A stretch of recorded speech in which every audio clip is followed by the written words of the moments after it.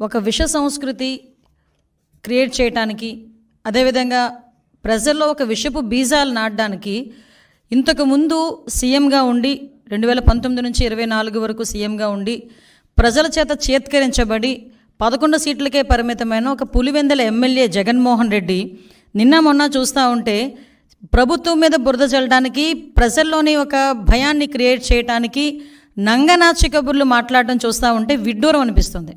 ఎందుకంటే సుమారుగా 2019 నుంచి 24 వరకు కూడా అతను సీఎం అయిన తర్వాత నుంచి కూడా అంబేద్కర్ రాజ్యాంగాన్ని పక్కన పెట్టి రాజారెడ్డి రాజ్యాంగాన్ని ఇంప్లిమెంట్ చేయడానికి పోలీసులను సైతం తన చెప్పు చేతుల్లో ఉంచుకొని ప్రజలందరినీ భయభ్రాంతులను చేసి, ప్రజల మీద హత్యలు చేసి, ప్రజల్లోని ఒక భయానకమైన వాతావరణాన్ని క్రియేట్ చేసి, ఇతగాడు కనుక ముఖ్యమంత్రిగా ఉంటే మేము ఎవరూ కూడా బతకలేము అన్న ప్రజల్లోని ఒక అభిప్రాయం ఏర్పడిందంటే అతను రాజారెడ్డి రాజ్యాంగాన్ని ఎంత క్లియర్గా ఇంప్లిమెంట్ చేస్తాడో మనందరికీ అర్థమవుతుంది. దాని యొక్క పర్యవసానమే చంద్రబాబు నాయుడు గారు లాంటి వాళ్ళు, పవన్ కళ్యాణ్ గారు లాంటి వాళ్ళు, మోడీ గారు లాంటి వాళ్ళు ఈ రాష్ట్రానికి అవసరము, ఈ రాష్ట్ర అభివృద్ధికి అవసరం అనే ఒకే ఒక ఉద్దేశంతో 164 సీట్లు ఎన్డీఏకి ఇచ్చి ప్రజలు ఈరోజు గెలిపించి సీఎం స్థాయిలో మన చంద్రబాబు నాయుడు గారిని, డిప్యూటీ సీఎం స్థాయిలో పవన్ కళ్యాణ్ గారిని కూర్చోబెడితే అది చూసి ఓర్వలేక ఏ రకంగానైనా గవర్నమెంట్ మీద బురద చల్లుదాము, గవర్నమెంట్ని ఇరకాటంలో పెడదాము అని చెప్పి శవ రాజకీయాలు అన్నవి స్టార్ట్ చేసిన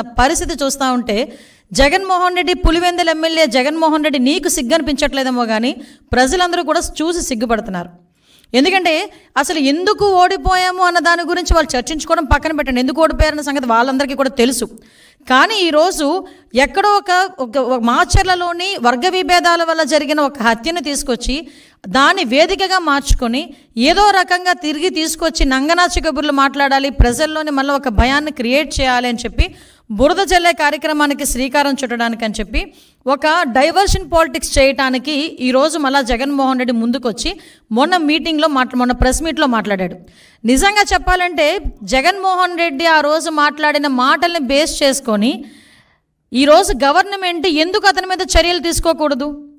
ఎందుకు నేను ఈ మాట మాట్లాడుతున్నానంటే ఆ రోజు జగన్మోహన్ రెడ్డి మాట్లాడుతూ చాలా ఎలిగేషన్స్ చేశారు. ఆ ఎలిగేషన్స్లో సుమారుగా 36 రాజకీయ హత్యలు జరిగినాయి ఈ 45 రోజుల్లో. దగ్గర 300కు పైగా హత్యాయత్నాలు, 35 ఆత్మహత్యలు అని చెప్పి ఏదో 560 చోట్ల ప్రైవేట్ ఆస్తులను ధ్వంసం చేశారని రకరకాలైన ఎలిగేషన్స్ అనమాట. 490 ప్రభుత్వ ఆస్తులను ధ్వంసం చేశారని, 1000 వరకు దౌర్జన్యాలు, దాడులు చేశారని ఫిగర్స్తో సైతం ఇచ్చారు. వీటన్నిటి గురించి పక్కన పెట్టు, 36 రాజకీయ హత్యలను మాట్లాడు. నీ దగ్గర డేటా ఉందా? డేటా ఉంటే నాకు ఇవ్వండి ఒకసారి. యాజ్ హోమ్ మినిస్టర్గా అడుగుతున్నాను నేను. నీ దగ్గర నిజంగానే 36 రాజకీయ హత్యలు జరిగినాయి అని చెప్పి నీ దగ్గర కనుక డేటా ఉంటే ఇవ్వు. డేటా లేకపోతే ఎందుకు అలా చేసావు? నీ మీద ఎందుకు చర్య తీసుకోకూడదు పులివెందుల ఎమ్మెల్యే జగన్మోహన్ రెడ్డి నీ మీద? ఒకసారి చెప్పాలి. 36 రాజకీయ హత్యలు కాదు, అసలు యాక్చువల్గా రాజకీయ హత్యలు అని చెప్పి ఇతను మాట్లాడుతుంటే రాజకీయ హత్యలు జరిగినవి 4. మీకు ఇంకో విషయం చెప్పనా? నేను ఇది ప్రజలకు చెప్తున్నా, జగన్మోహన్ రెడ్డికి చెప్పాల్సిన అవసరం లేదు. ఎందుకంటే జగన్మోహన్ రెడ్డికి విషయం తెలుసు. కానీ ఏదో రకంగా గవర్నమెంట్ మీద బురద జల్లాలి కాబట్టి, చంద్రబాబు నాయుడు గారి మీద బురద జల్లాలి కాబట్టి ఏదో రకంగా అడ్డదారి తొక్కైనా మళ్ళీ ఏదో రకంగా సీఎం కుర్చీలో కూర్చుండిపోవాలని కలలకు అంటున్నాడు కాబట్టి ఈరోజు మా మీద బురద చల్లడానికి 36 రాజకీయ హత్యలు, 300 మంది దాడులు, అవి ఇవని చెప్పి ఫిగర్స్ సైతం చెప్తున్నాడు.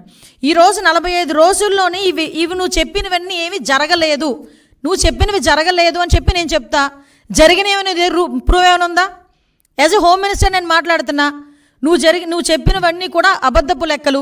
దీని మీద నువ్వు ఎక్స్ప్లెనేషన్ ఇవ్వాలి. దీని మీద నేను కేసు పెట్టాలనుకుంటున్నాను. ఎందుకు కేసు పెట్టకూడదు? ఎందుకు చర్యలు తీసుకోకూడదు జగన్మోహన్ రెడ్డి మీద ఈరోజు ప్రభుత్వం మీద? అప్పుడు నిజంగా జరిగిన ఇన్సిడెంట్లే రంగనాయకమ్మ గారు జరిగిన ఇన్సిడెంట్ అమరావతి గురించి ఒక చిన్న పోస్ట్ పెట్టారని సిఐడి వాళ్ళని పంపించి ఆవిడ వయసును కూడా పక్కన పెట్టి వాళ్ళ చేత విచారణ జరిపించి సిఐడి ఆఫీసులో కూర్చోబెట్టి విచారణ చేపట్టావు. ఇలాంటి సంఘటనలు గుత్తా శిరీష గారు ఒక చిన్న పోస్ట్ గవర్నమెంట్కి వ్యతిరేకంగా పెట్టారని సిఐడి నోటీస్ ఇచ్చి ఆవిడని సిఐడి ఆఫీసులో కూర్చోబెట్టావు.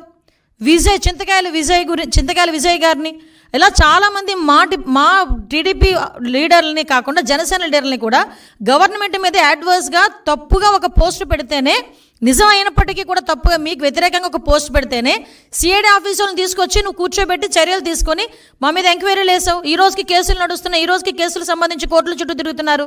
మరి ఇంత డెలిబరేట్గా ఒక శవాన్ని అంటే పలకరించడానికి వెళ్ళి అక్కడ ఏదో హత్య జరిగింది, ఆ కుటుంబాన్ని పరామర్శించడానికి వెళ్ళి పరామర్శించడం మానేసి బయటకు వచ్చి నువ్వు గవర్నమెంట్ మీద ఎలిగేట్ చేసావు.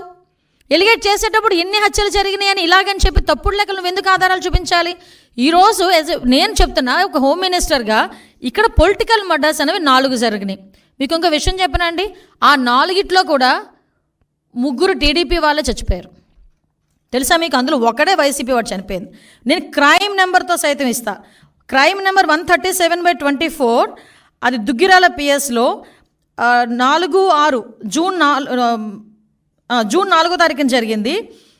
చనిపోయింది కాసిం, చంపింది కమల్, వైసీపీ అతను. కావలస్తే మీరు political rivalry, accused to belong to YCP and deceased to TDP due to political rivalry he was killed. The deceased was wearing TDP scarf and moving around which led of altercation. Whatever. అలాంటిది ఇంకొకటి crime number 92/24 Veldurthi 9వ తారీఖున జరిగింది. Deceased TDP M Girinath Chowdary, TDP అతను చనిపోయాడు. సూదేపల్లి రమేష్ ఇతరులు YCP వాళ్ళు accused, అది కూడా political rivalry. Crime number 92/24 Putluru, అక్కడ మాత్రమే ఎరకయ్య అని ఒక వైసీపీ అతను చనిపోయాడు. అక్కడ నరసింహస్వామి అండ్ అదర్స్ టీడీపీ వాళ్ళు ఉన్నారు.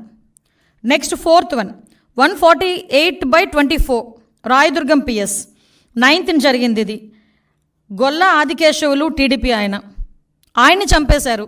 ఎవరు? వైసీపీ వాళ్ళు, కేశవరెడ్డి అండ్ అదర్స్.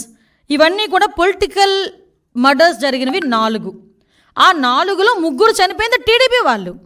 ఈరోజు నువ్వు ఏం మొహం పెట్టుకొని 36 హత్యలు, పొలిటికల్ హత్యలు జరిగినాయని చెప్పి ప్రజలను భయభ్రాంతులు చేయడానికి సిద్ధపడుతున్నావు? ఇంకా నీ మాటలు నమ్మేస్తారని అనుకుంటున్నావా జగన్మోహన్ రెడ్డి, పులివెందుల ఎమ్మెల్యే? ఇంకా నీ మాటలు నమ్మేస్తారని జనాలు అనుకుంటున్నావా? దీనికి ఒక ప్రైమ్ మినిస్టర్కి నువ్వు లెటర్ రాసి రాష్ట్రపతి దగ్గరికి వెళ్ళి రాష్ట్రపతి పాలన విధించాలి, ఇక్కడ రాజ్యాంగం అన్నది భ్రష్టు పట్టిపోయిందని నువ్వు మాట్లాడుతున్నావు కదా. అసలు విషయం చెప్పను ఒకసారి. ఆంధ్రప్రదేశ్ హైకోర్టు తమరు 2019లో పీఠం ఎక్కిన తర్వాత 2020లోనే ఇక్కడ కాన్స్టిట్యూషనల్ బ్రేక్ డౌన్ జరుగుతుందని డైరెక్ట్గా హైకోర్టు ఆ రోజు మాట్లాడింది. దీనికేం సమాధానం చెప్తావు? ఆ రోజు 14 సంవత్సరాల సీఎం తర్వాత ఇప్పుడు మళ్ళీ సీఎంగా ఉన్నారు చంద్రబాబు నాయుడు గారు. ఏ రోజైనా అతని హయాంలో, అతని అడ్మినిస్ట్రేషన్లో ఇలాంటి కామెంట్ ఏ కోర్టు అయినా ఎవరైనా చేయగలిగారా? ఒకసారి చెప్పండి. నువ్వు పీఠమికి ఒక సంవత్సరంలోనే, సీఎం అయిన సంవత్సరంలోనే ఆంధ్రప్రదేశ్ హైకోర్టు ఇలా మాట్లాడింది నీ మీద. ఇది అథెంటికేషన్. నేనేం వేగ్గా మాట్లాడట్లా, అబద్ధం చెప్పట్లా నీకులాగా. అంటే నువ్వు ఈరోజు పొలిటికల్గా మన కాన్స్టిట్యూషన్ బ్రేక్ డౌన్ అవుతుందని చెప్పి రాష్ట్రపతి పాలన విధించాలని ఏకంగా మాట్లాడుతున్నావంటే నీకు ఎంత తహతహగా ఉందో అధికార పీఠంలో కూర్చునిపోవడానికి నాకు అర్థం. అంటే అధికారం కోల్పోయి 4 రోజులకే ఏ రకంగానైనా దొడ్డిదారిని ఎలా అయినా వెళ్ళిపోవాలని ప్రజల్ని మభ్యపెట్టడానికి నువ్వు చేస్తున్న మైండ్ గేమ్ క్లియర్గా జనాలకు అర్థం కావాలనే ఉద్దేశంతోనే నేను ఈరోజు ప్రెస్ ముందు కూర్చున్నా.